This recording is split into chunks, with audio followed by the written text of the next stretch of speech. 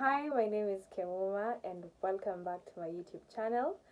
This is the place where we aim to learn a thing or two about hair care. So today I'm going to teach, am I really going to teach you? I'm just going to share a bit of things I know about protective hairstyles. Seeing that we have an upcoming protective hairstyle hair growth challenge, I think this would come in handy. So I made this video. I hope you enjoy. So first things first, what is a protective style? A protective style is any hairstyle that you install in your hair that keeps your ends tucked away and minimizes the amount of manipulation that your hair undergoes. And my personal touch to the definition of a protective style is definitely something that keeps the integrity of your scalp intact. What do I mean by integrity? It does not tug, pull onto your scalp. It does not yank your hair off your scalp. That has to be a protective style. You could have your ends tucked away, but your hair is shading from the roots. So that's definitely not a protective hairstyle. Examples of protective styles, they could range from mini braids, what we call matuta, mini twists, very tiny twists, Senegalese twists, knotless braids, weaves, wigs. What else do we have in cornrows? Definitely any type, even faux locks, as long as they are properly installed, in that they do not pull too hard onto your scalp and like yank out hair, or and your ends are tucked away, that's a protective style. So there is a difference between a protective style and something we call a low manipulation hairstyle.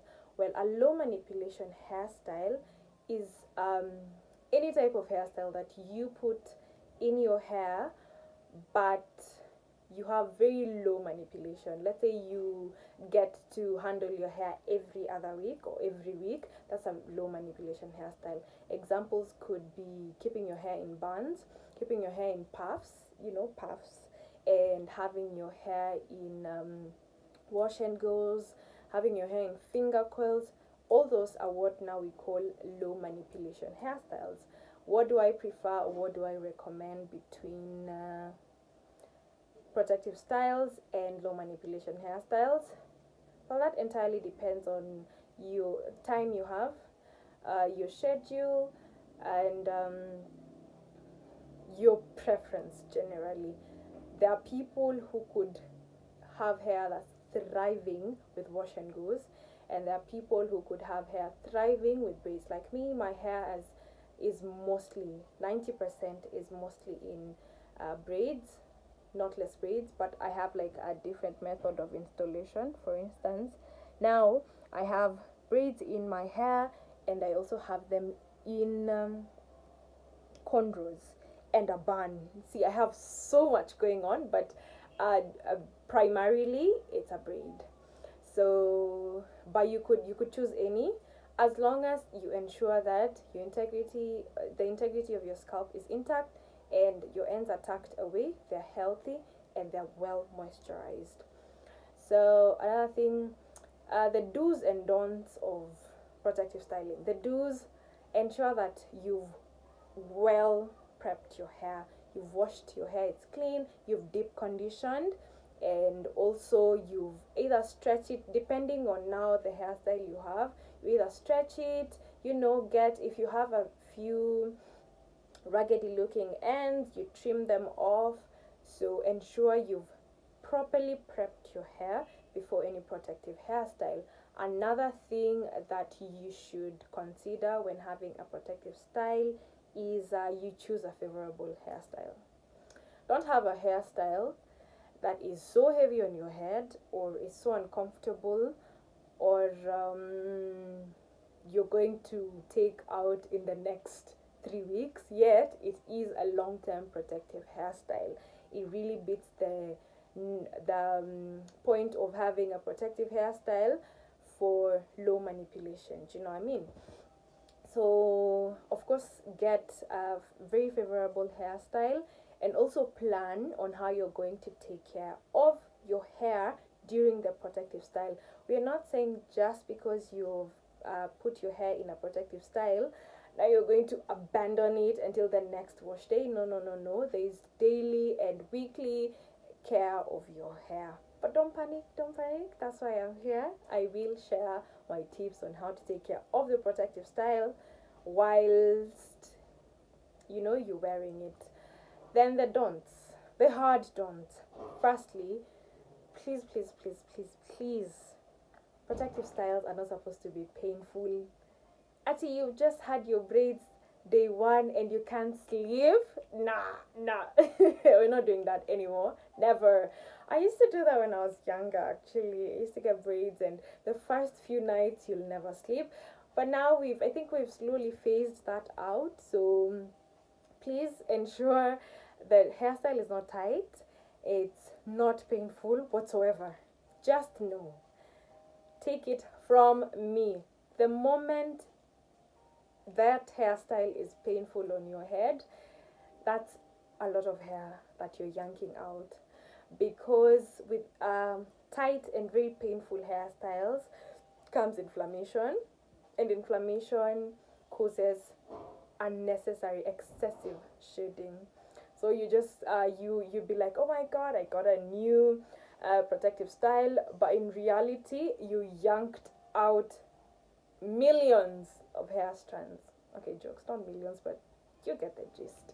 So please get a favorable, very comfortable protective style, one where you feel most confident, one where you feel most comfortable, and definitely no pain whatsoever. No pain.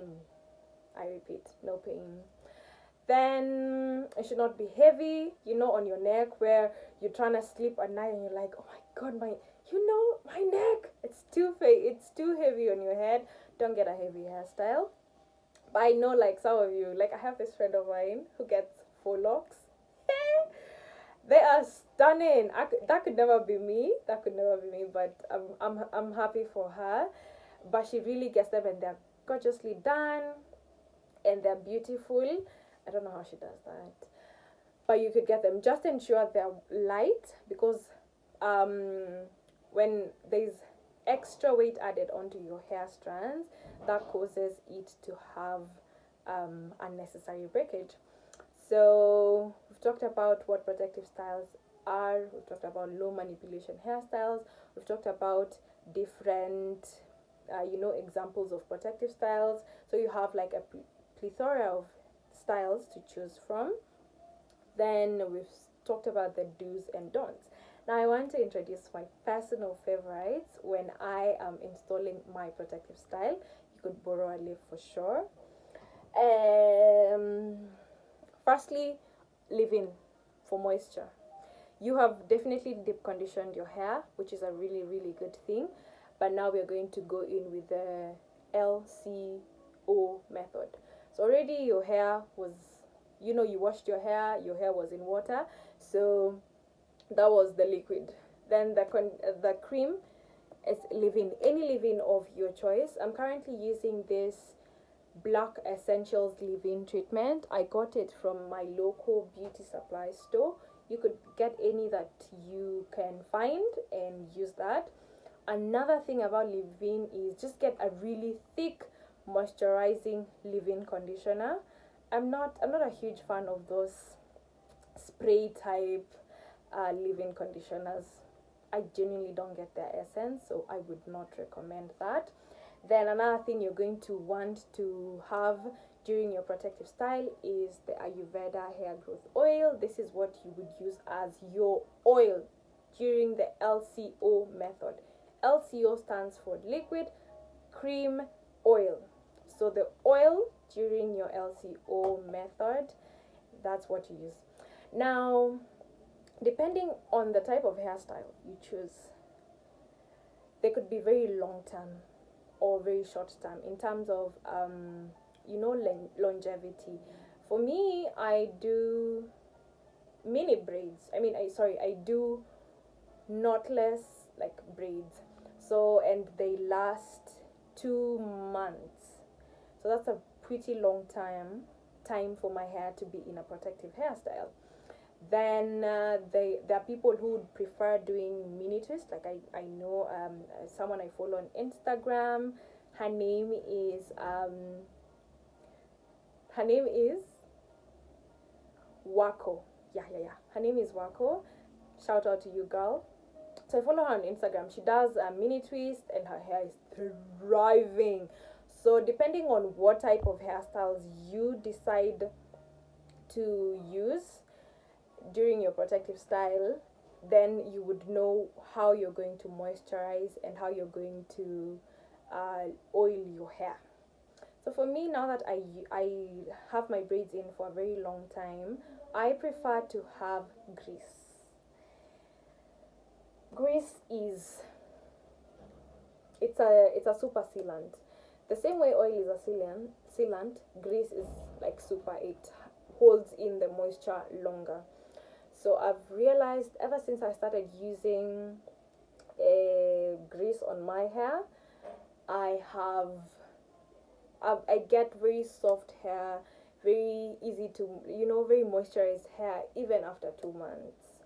So the one I would recommend, my personal favorite, is this Blue Magic's Indian hemp that has green tea leaves, jojoba, aloe, and safflower.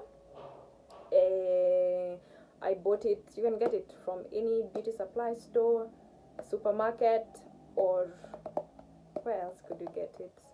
Yeah, I think that is definitely where you can get it.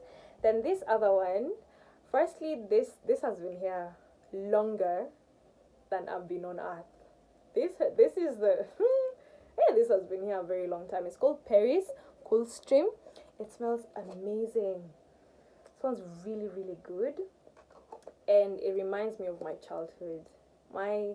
One of my big sisters used this when I was growing up, so it has a bit of nostalgia every time I smell this oil.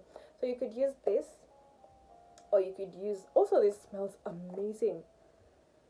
It smells like something you could eat, and it has particles in it. I don't know if you can see. There you go. It has particles.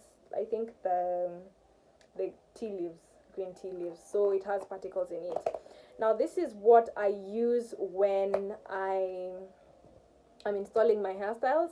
I use the leave-in, then the oil, then any.